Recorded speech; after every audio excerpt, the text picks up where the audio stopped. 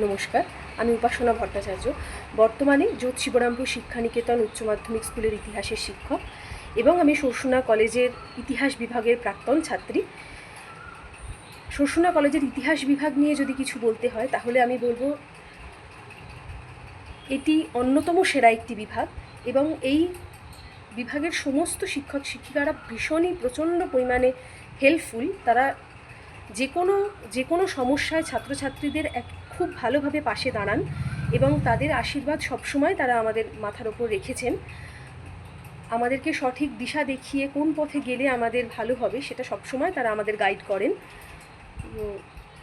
ওই কলেজের লাইব্রেরি ভীষণই ভালো, ভীষণই পিসফুল পরিবেশে বিভিন্ন পড়াশোনা করানো হয় এবং সমস্ত বিভাগ অত্যন্ত যত্ন করে তৈরি করা। শুধু সেটাই নয়,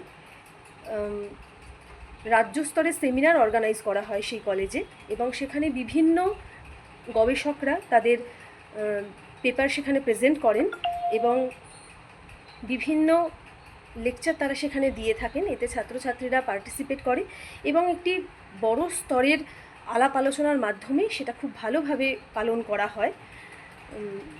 সরসুনা কলেজ এখানকার সবথেকে ভালো কলেজ এবং আমার মনে হয়, এবং সেখানকার শিক্ষক শিক্ষিকারা সমস্তভাবে ছাত্রছাত্রীদের পাশে থাকেন, আগেও থেকেছেন এবং পরেও থাকেন।